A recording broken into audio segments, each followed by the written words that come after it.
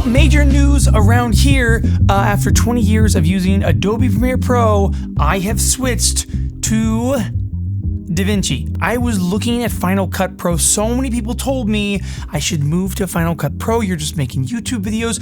Go to Final Cut Pro. It's super simple, super easy.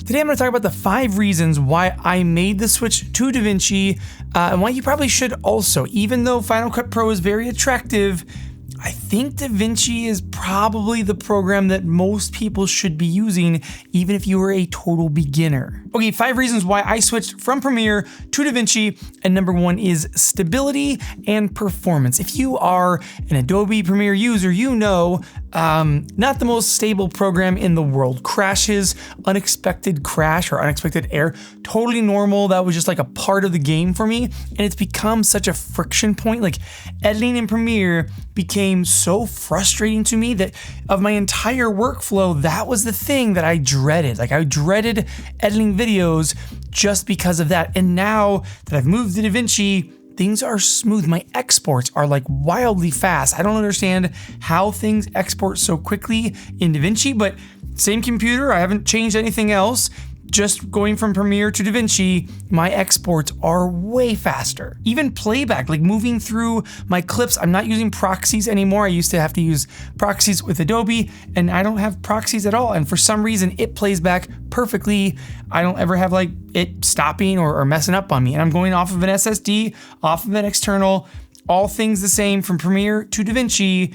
The stability and performance is a wild upgrade. And to be fair, I think you could say that about Final Cut as well. I have lots of friends that are Final Cut editors, and they say it is super smooth, very responsive. You don't have a lot of shutdowns or bugginess to it. Although I have heard more recently, Final Cut has had a bit more of that bugginess. And while you could say that Final Cut is more stable than Premiere, what you can't say is that any of those 3 programs are as good at color grading as Davinci. That's my number 2. Color grading within Davinci. Davinci started color grading. Like that's what it was before it was a linear editing program. It was a color editor. So people would edit in other programs. They would bring their projects into Davinci, like Hollywood level stuff, would edit in Davinci for their color, and then round trip it back into whatever linear editing program they were using. So Davinci started as a color editor, and they are the best at it. The colors inside of Davinci are so good. Like I'm finally feeling like my videos look how I want them to look. One big problem in Premiere especially is having your edit and your export not look the same. This is totally normal. I think that there's been some like corrections for it more recently, but for years now, I have used an export LUT because usually in Premiere, when I would take a project and I would export it, it would look really desaturated and flat. So I had to have a LUT just for exporting that added contrast and added saturation. And that's kind of silly. Like we shouldn't have to do that, and I don't have to do that anymore because of Davinci. The color editing in particular, and a couple of little plugins that one of my buddies gave me, have made my process of color grading my videos so much smoother, and just like, yeah, all the tools in Davinci have kind of blown my mind. Now, before we get to number 3, which I think number 3 is probably the biggest reason for most people to switch to Davinci, let me tell you guys about something else that has been blowing my mind, and that is Artlist's new AI image generator. Holy cow. You guys know that I've been using Artlist for the last 6 months or so for all of my music, all the music that you hear on this channel, but now they have AI image generation, and I've not had such a good experience with other AI image generators. And the first one, I'm going to show you guys what I've actually made. So right away, of course, you tell me, I don't know, make an image of anything. And I said to it, make an image of my 3 daughters. And I want you to see the prompt that I use, because I think that's kind of one of the coolest things about this. So I wrote something like 3 little girls, one with brown hair, brown eyes, one with dirty blonde hair and brown eyes, and one with blonde hair and blue eyes. Those are my 3 daughters. Now, it made me this in an anime style, but actually it made it in a multi-purpose style. But you can go in here and I can say style catalog and look at all of these different styles that you can choose from. This one, Nostalgic Fade, I think is killer, and I made this image right here. Now, one really cool feature that Artlist's AI image generation has is an AI enhance to your prompt. So put in whatever prompt you want. I put in a very simple prompt about my 3 daughters, and it enhanced it to this with this style, and then was able to create that image. That does not look like AI to me, and that's crazy enough. But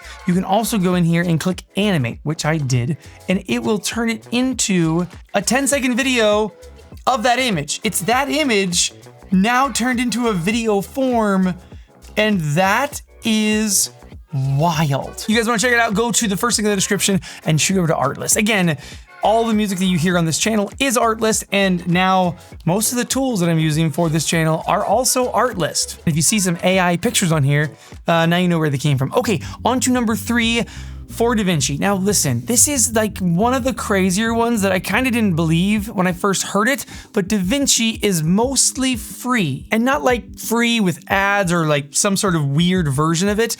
90% of the features that are in Davinci you can get in the totally free version. Now, let's talk about the paid version. The paid version is $295, one-time fee. You never have to pay for upgrades or like new features. I bought in at Davinci 19, Davinci 20 just came out. It's a beta right now. I downloaded it, upgrade all these cool new features, totally free. Now, Final Cut is also a one-time fee, but Adobe Premiere, which I've been using for 20 years, $60 a month. Now, $60 a month gets you all of Adobe's apps. I think if you're just doing like Premiere, let's find out. What if I'm just doing Premiere, none of the other apps? Okay, Adobe Premiere Pro runs $22.99 plus taxes and all that stuff. So let's just say like $24. So one-time fee of Davinci of $295 is about 1 year, 12 months of Premiere Pro. So after 1 year of using it, Davinci that I paid for is now totally free beyond what I'm currently paying for Premiere. I've been paying for it for many, many years. It used to not be monthly. When did Premiere switch to subscription? Adobe transitioned Premiere Pro to a subscription model in 2013. So for 12 years, I have paid the subscription price for Premiere when I could have paid for Davinci 1 year. So basically for 11 years. For 11 years, I've been getting ripped off by Premiere Pro. That one hurts. Okay, next up, my number 4 reason is Davinci basically is an all-in-one program. Every kind of program that Adobe is using, like there's multiple programs to create your final video, it's kind of all jammed into just Davinci. I have the media page, the cut page, the edit page, but Fusion is essentially Davinci's After Effects. Now, if you are high level and you've been doing After Effects for years, I know that people will say like, there's a difference and After Effects is still better than Fusion, but you can do a whole lot of cool stuff in Fusion, and I kind of plan to just pour myself into Fusion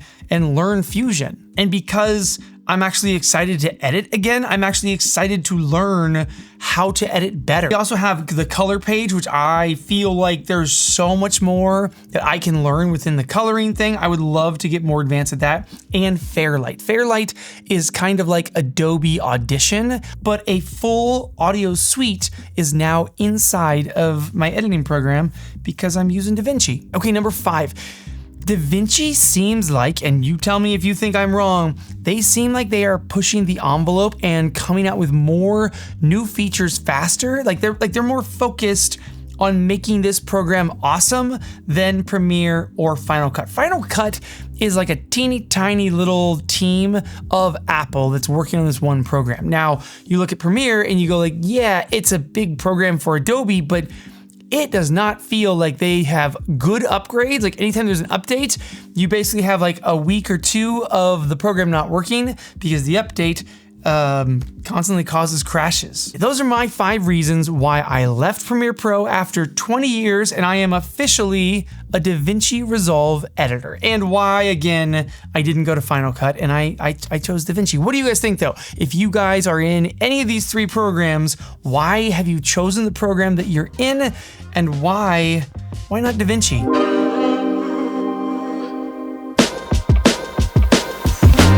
What else is awesome in here? Oh, one of the tools that I was like pumped about because I was super bummed when I left Premiere is in Premiere, I could remix an audio to become like my background music. So take like a 2-minute audio clip and be like, I need that to be 22 minutes and just remix it. And I said, when I switched to DaVinci, I was like, that's a bummer. I don't have it. And literally, a month later, DaVinci 20 drops and they have it.